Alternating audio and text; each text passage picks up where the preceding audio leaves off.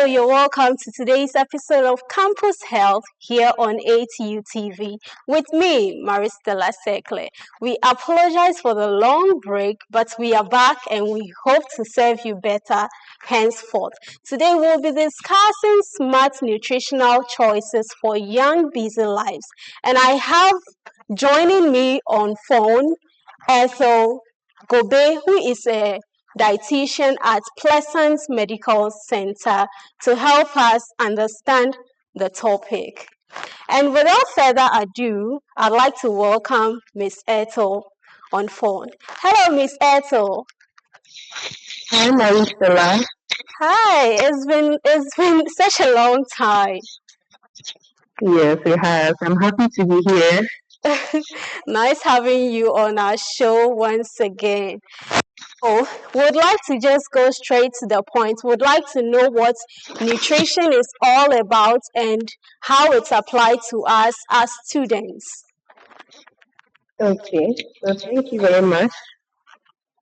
Nutrition is basically food as we know it, how we eat our food, and how it affects our body. And of course, it affects everything. It affects your energy, your mood, your focus, even your immunity, and how you sleep. So for professionals or for students, eating well helps you to stay sharp. It helps you to be productive and reduces the likelihood of you being burnt out. And it's a habit that you need to put on, not just when you're in school, but even after you're done with school. So if you're constantly skipping your meals, relying on energy drinks, eating once a day, you're going to carry it into your work life and it will eventually affect your health long term. So you can think of your body like a laptop. If you don't charge it, it will shut down. That's how food is like. Food is like fuel, So you have to give it your best. So that whether you're in school or you're at work, you are running on fuel. You don't shut down. Okay, so we are not actually busy professionals, but how does nutrition apply to us as students? Okay, you may not be professional, but you're already busy as students. You're doing assignments, you're doing project work, you're doing group work, you're doing internship. Even some students juggle working with learning, and learning alone is tedious. And so students need to understand that whatever you eat affects you. It affects your stress levels, it affects your hormones, it affects your skin, it affects your focus in class, it affects your ability to retain and remember whatever you have learned. So it's important that you build a good nutritional habit now so that you can carry it into adulthood. It's harder to unlearn a healthy habit than to start practicing simple, sustainable ones now. So, yes, I would say nutrition is very important at every aspect of your life, and so you shouldn't take it for granted. No, very true. So, most of us skip breakfast. Is that something we have to be concerned about? And is there a particular time we need to take our breakfast every day? Okay. So that's actually really common. You find a lot of people skipping their breakfast often.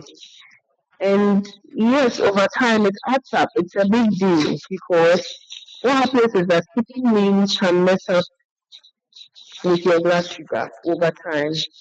Because I can even make you tired or cranky. And you'll be wondering, why am I feeling moody? Why am I feeling tired? But you've forgotten that you didn't take your fuel in the morning, and so your focus is affected, right? And also, when you skip your meals, you tend to overeat later, or you fall on quick meals like processed foods and all that. And these foods are less nourishing. They don't have much nutrients in there. Yes, they give you the energy, but not the nutrients. And so over time, you tend to have more energy, little nutrients, and it affects your growth eventually, and every other thing I've already mentioned. And so I need people to know that you don't necessarily need a 5-course meal to eat. Sometimes something very simple. Maybe you have a little oats, boiled egg, bread, you are good to go. And with the time, I'll say if you can have your breakfast between 6:30 to about 8:30. That window is okay. Okay. So sometimes we want to lose weight. So we think that okay, skipping breakfast can help us to lose weight. Do you have any advice in that regard? Yeah. So when it comes to losing weight, you can still eat your meals, your breakfast, your lunch, your supper, and still lose your weight. There's an ideal way to lose weight. Okay, you don't necessarily have to skip your meals. You can do what we call a caloric deficit. Okay, I think that's a more technical thing. We need to invite you back on the show to take us through. But before we round up everything, we would like to know if there are some three habits that you think every student needs to adopt now that we are concerned about our diets. I missed the question. Can you say that again? Okay, so I'm trying to say that it should help us understand three nutritional habits busy students can start even now that maybe we don't have money to buy food or cook our own meals. Okay, right. So I think I've already said the first one.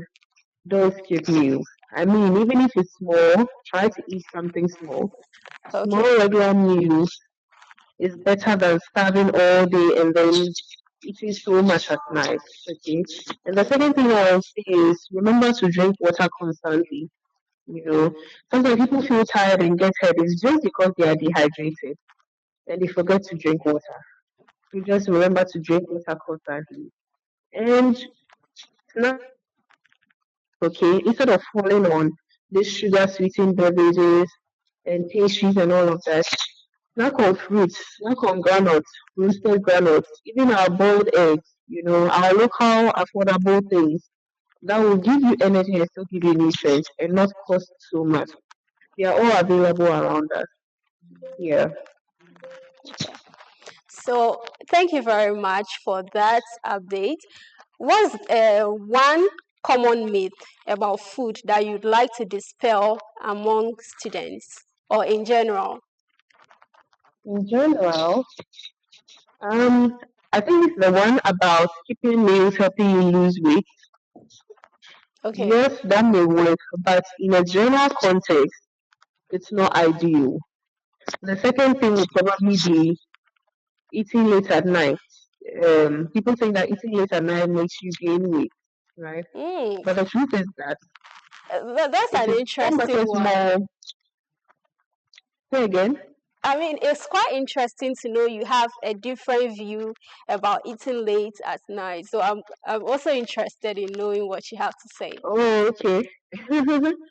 So I was saying that what really matters at the end of the day is what you eat and how much you eat, Okay. right?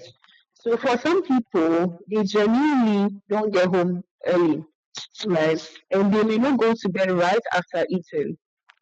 And Okay. so they can take something like, something that is not so heavy, something is not so greasy to affect their weight or your digestion. So just a light balanced meal is okay. But people usually think that if you eat, it's just eating at night that will make you gain weight. No, it is what you're eating and how much you're eating as well.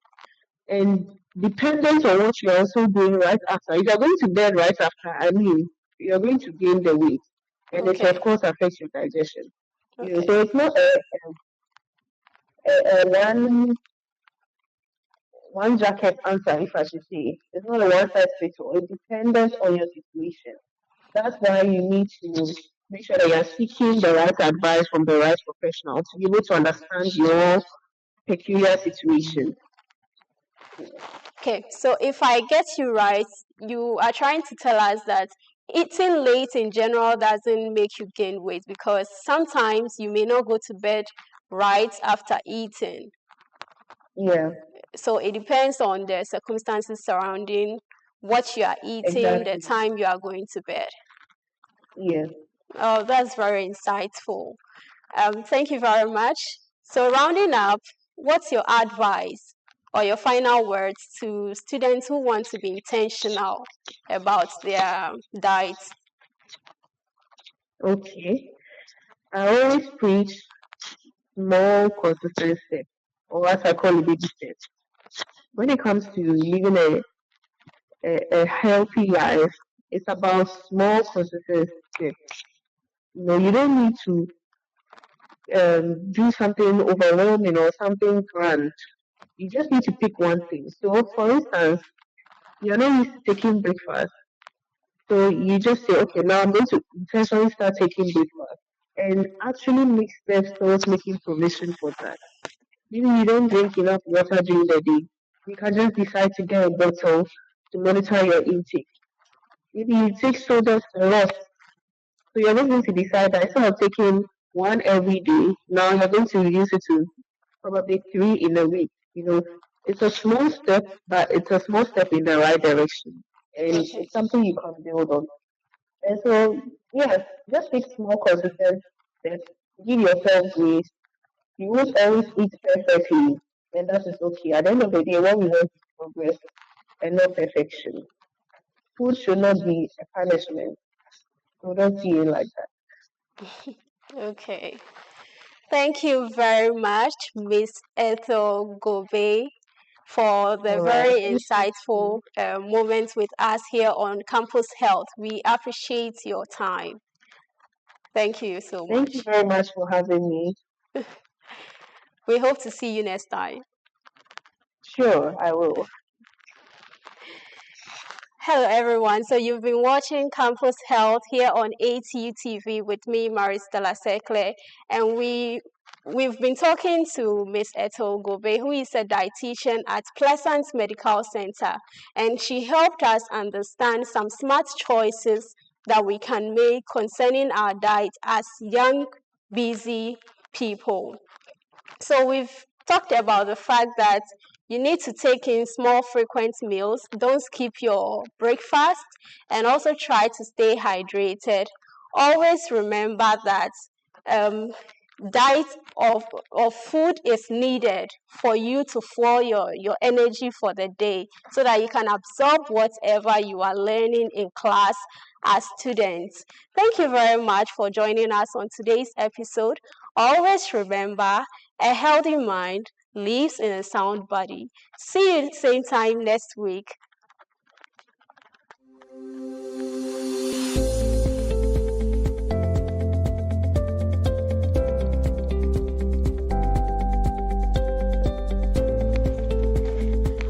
Bryce, how was it?